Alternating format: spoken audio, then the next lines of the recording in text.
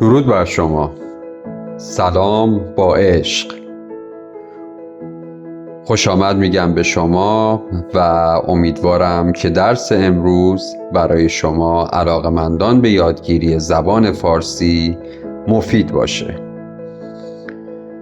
امروز واژگان مربوط به عشق در زبان فارسی در خدمت شما هستیم.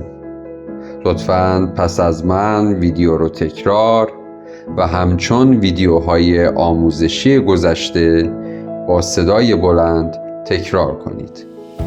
جهت حمایت از من این پیج و این کانال رو سابسکرایب کنید و به دوستان علاقمند به یادگیری زبان فارسی معرفی کنید.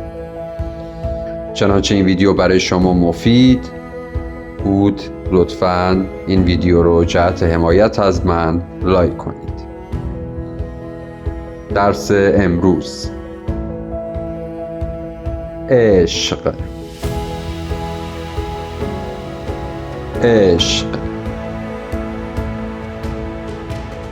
دوست داشتن. من تو را دوست دارم. لطفاً پس از من ویدیو رو متوقف و با صدای بلند تکرار کنید. قلب.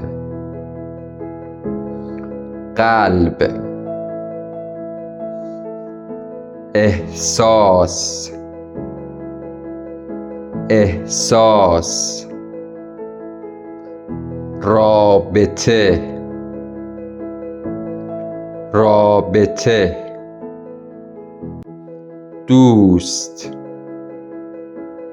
دوست. همسر.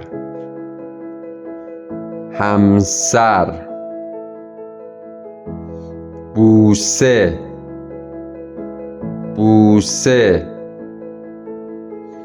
لطفاً پس از من ویدیو رو متوقف و با صدای بلند تکرار کنید. ضمن آرزوی عشق برای همه مردم جهان، جهت حمایت از من این ویدیو رو لایک کنید. آغوش.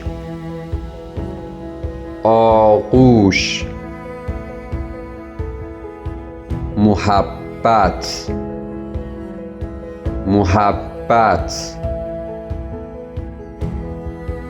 دلتنگی.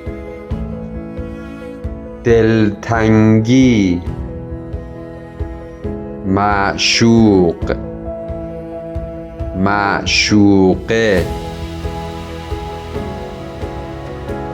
وفاداری.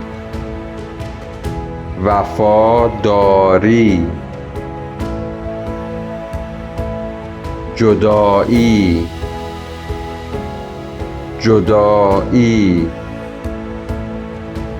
ازدواج.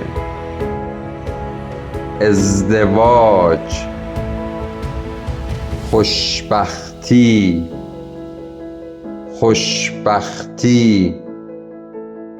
چنانچه علاقه‌مند به یادگیری زبان فارسی در موقعیت‌های واقعی هستید، لطفاً این کانال رو سابسکرایب و به علاقه‌مندان به یادگیری زبان فارسی معرفی کنید.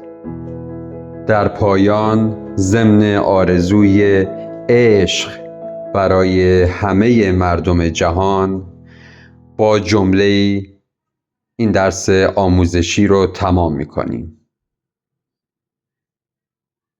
جایی که عشق هست، خدا هم هست.